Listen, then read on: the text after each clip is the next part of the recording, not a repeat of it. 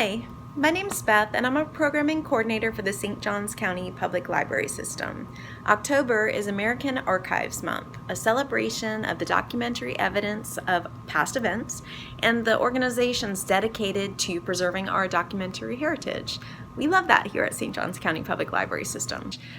Today I'm going to be featuring a wonderful project that was spearheaded by members of the St. Augustine Archives Society, a small club of local professionals who meet to discuss just the different issues that affect small archives and museums in our area. They, as a group, conceived of this project called Resilience, Black Heritage in St. Augustine, which is a year-long celebration that recognizes throughout 2021 the many, many different contributions of the Black community to the cultural heritage of St. Augustine throughout the city's very long history.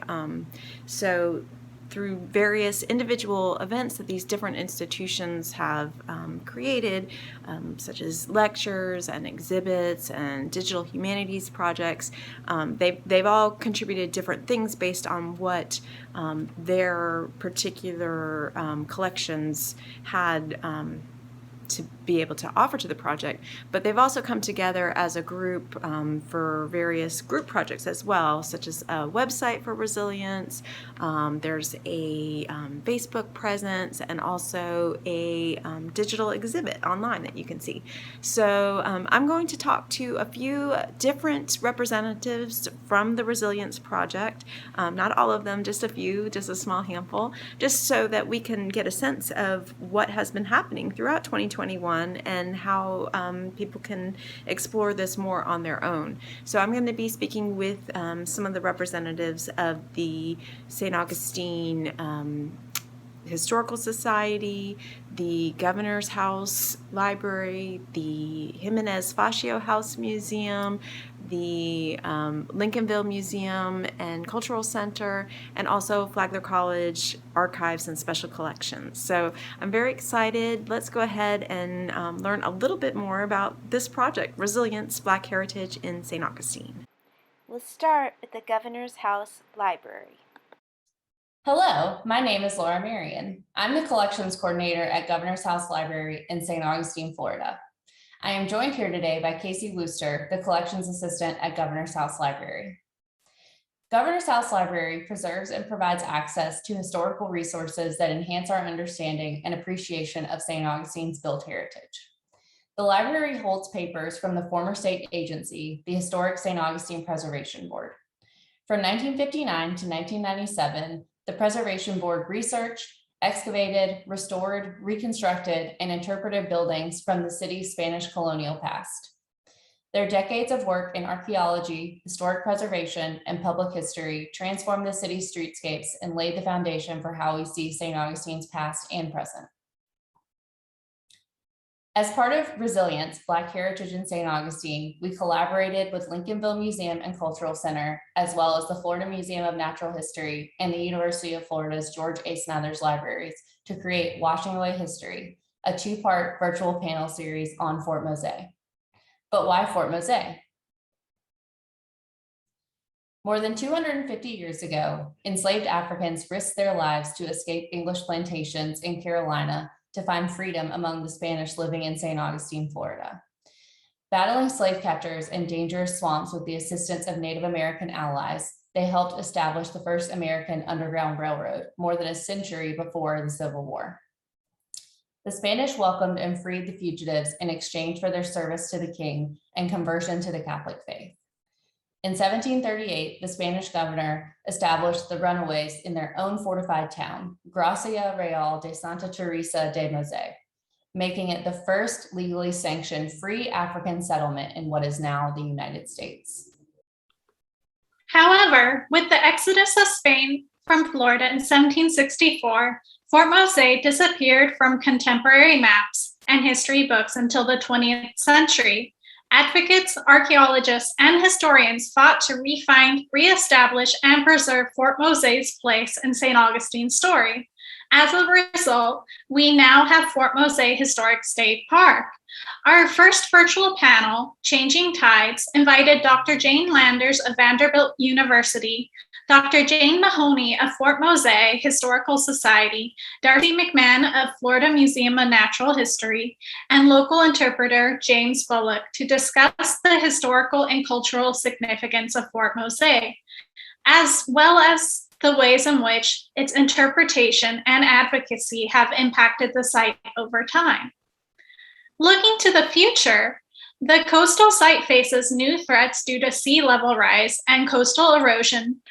Scientists estimate that Fort Mose may be under a foot of water by 2100 or sooner, as seen on the screen.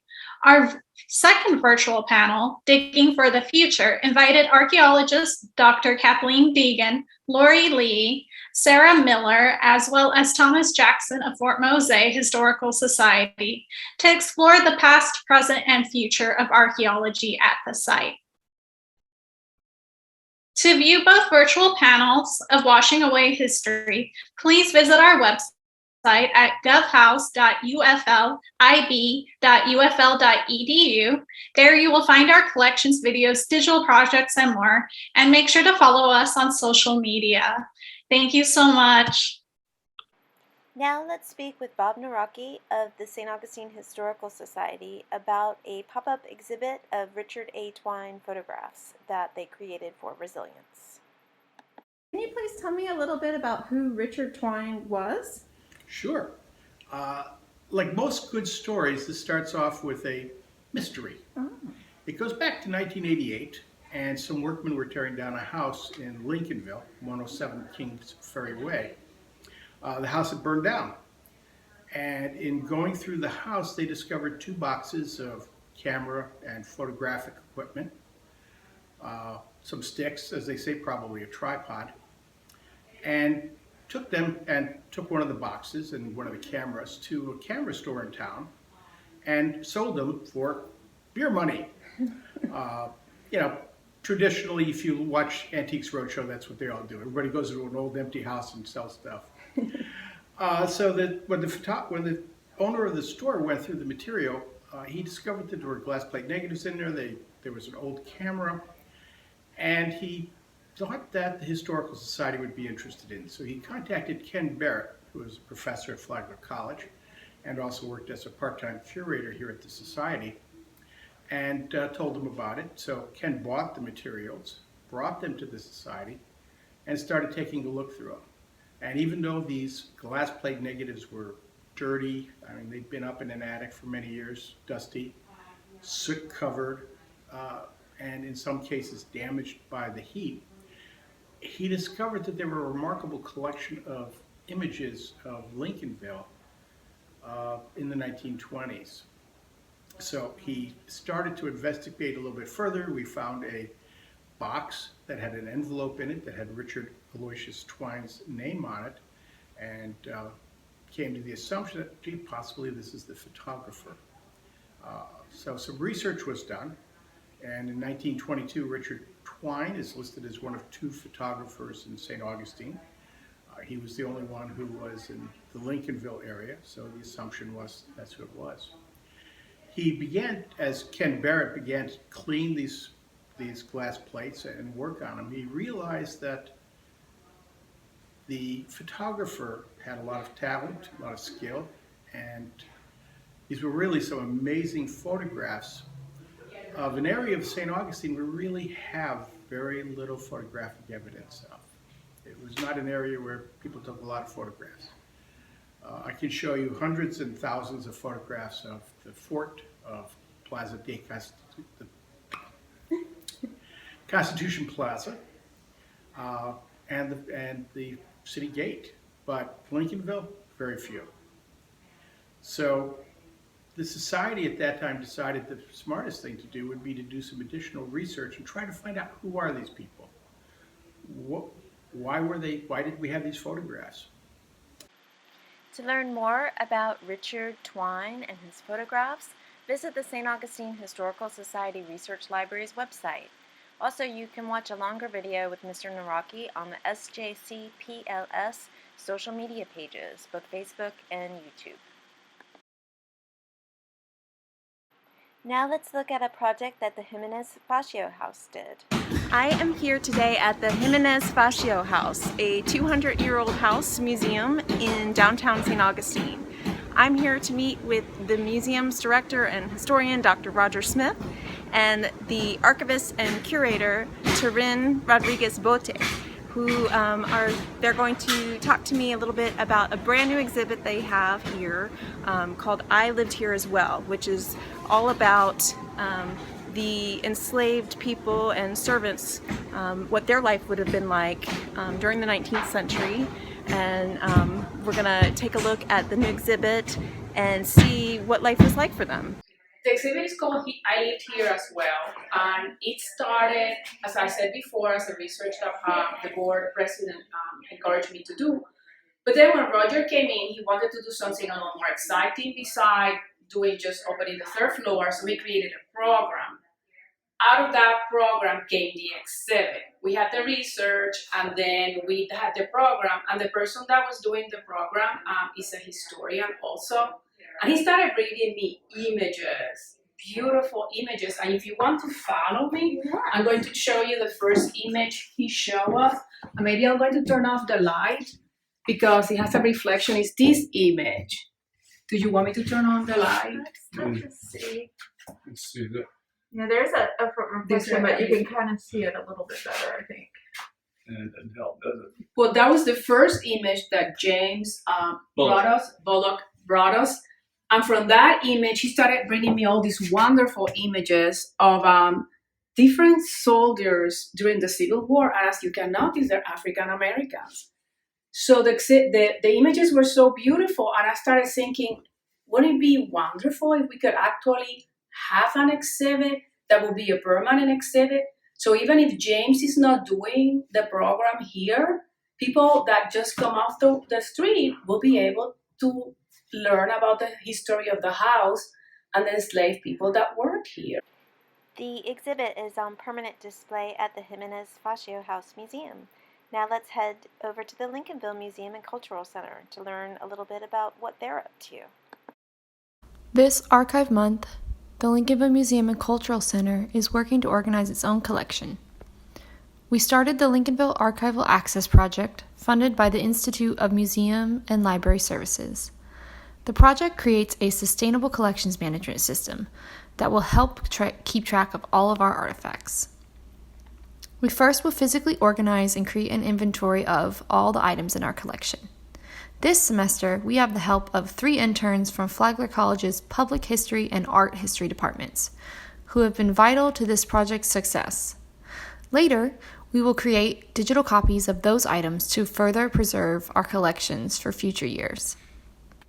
In the archives themselves, we house a variety of items from oral histories to campaign posters to local family photographs and even African sculptures. Here we can see a Monson Motor Lodge key. Note the name says Monson Hotel and Motor Court, which was its previous name. Here we also see an Excelsior High class ring from 1952, this photograph of the Pooler Drug Store, which was a Black-owned business in Lincolnville, and a t-shirt from the Lincolnville Festival featuring Willie Green, a famous blues musician who made numerous appearances over the years at the local event. Each item comes with a history, its own personal journey that can preserve and provide context for the local narratives here in St. Augustine. The Lincolnville Archival Access Project will set up a foundation to move towards the digitization of our artifacts, which can be used for digital exhibits and virtual tours. This project will run until June 2022, concluding with a digital exhibit, which is titled Unearthed Treasures of Lincolnville, and will highlight items in our collection that connect local, national, and even international narratives, all impacting St. Augustine. Finally, let's visit the Flagler College Proctor Library. I'm here with Jolene Dubray, Archives Specialist at Flagler College's Proctor Library. Thank you so much for joining me today.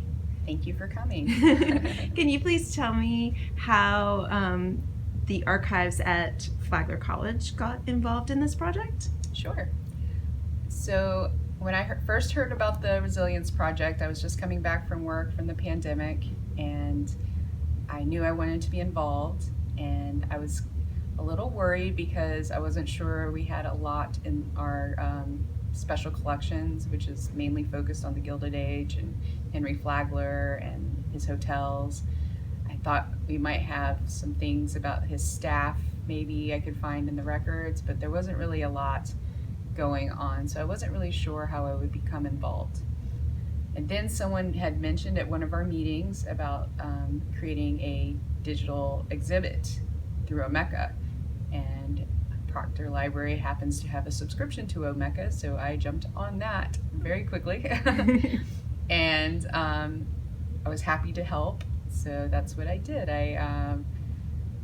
I reached out to each institution involved individually, and we decided they either emailed me and told me what they wanted to exhibit, or if they were struggling with that, like if they didn't have a collection, I contacted them and gave them some ideas. So on the Omeka exhibit, there is a range of different types of collections. There's some that are just documents, some have photographs, some are just in a poster of the event that they had towards the Resilience Project. So it ended up, we have now 11 collections on the Omeka site, which is called Black History in St. Augustine.omeka.net, I believe. I will send Beth the link, so we'll have the correct information when you watch this video. And now it is published on the Resilience website, and it is also published on the Proctor Library website. That's wonderful. So is this an ongoing project? Are you going to be adding more things to the exhibit, or is it a completed exhibit at this point? Catherine and I both manage the Omeka sites here on campus, and I do plan on continuing to add to it. And other institutions involved are welcome to as well. Great. So for the Resilience Project, we had one of our Meet the Collections and Curators events.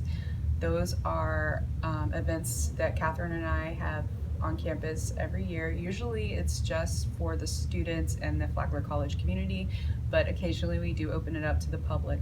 Since this was during the pandemic, we decided to get our feet wet with trying to do a virtual event. And it was an experience. I'm not used to dealing with that much technology, but we made it through, and we had a lot of the institutions involved had a representative come on and speak about how they were involved in the Resilience Project. So it was really great, and I learned a lot just by listening to everyone and how knowledgeable they were. And I just think this is a really great project that we have like one resource for Black history now in St. Augustine, because it's such a rich history and it's never really been focused on so directly before. And now I'm here with Catherine Owens, the Special Collections Librarian at Flagler College Proctor Library. Thank you so much for joining me today. Absolutely. Can you tell me a little bit about your role in the Resilience Project? So Jolene and I work very closely together on various different projects, and depending on the project, either she will take the lead or I will take the lead on the project. And she ended up taking the lead on Resilience, Black Heritage in St. Augustine, because I was deeply involved in taking the lead on another event that the timeline was overlapping. And so I had already started the work on the World War II project and really didn't have a lot of time to focus on Resilience, and she was very excited about that project.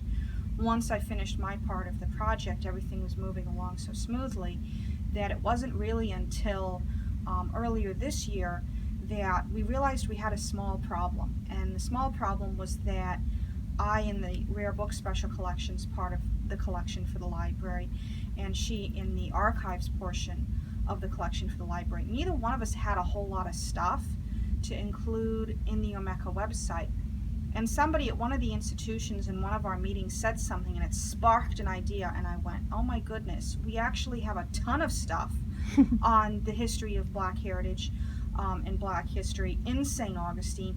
We need to think bigger. And so I went to Jolene and we took our idea to the director, and he said, absolutely, I love the way you guys are thinking on this. And so what we decided to do was our presence on Omeka, instead of breaking it up between the Flagler College Archives, and then the Flagler College Special Collections, we would say Flagler College Proctor Library. That way we could highlight the fact that we've actually, and this is one example, we've got a lot of books on this subject. Now the difference between the Proctor Library and the public library is that unless you're affiliated with the college, you can't actually come in and use our books. The only way that people would be able to use our stuff is as if they were to put in an interlibrary loan request with St. Johns County Public Library, and they would send us a request and say, hey, we have a patron who wants to use one of your items. We would send it to the branch that requested the item, and then someone would be able to use our stuff. So that was one way that we could be more involved in the project and more involved in helping our community have access to resources they might not otherwise see.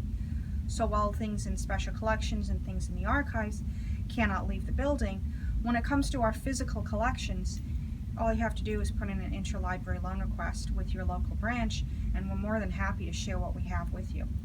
That's wonderful, and we are always happy to help you get an interlibrary loan. So yes, just ask anyone at the desk and they can help you.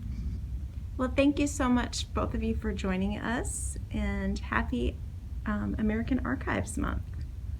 Absolutely. Happy American Archives Month to everybody who's watching. Thanks for coming. Well, thank you so much for joining me to learn a little bit more about resilience, Black heritage in St. Augustine, and also to celebrate American Archives Month at the same time. It was so much fun, and if you are interested in learning a little bit more about the very rich cultural heritage of St. Augustine and its diversity, we have all kinds of materials in the St. Johns County Public Library system, and anyone at the library would be happy to help you. You can look online on our catalog at www.sjcpls.org, and we hope we see you in the library very soon. Have a great day. Bye-bye.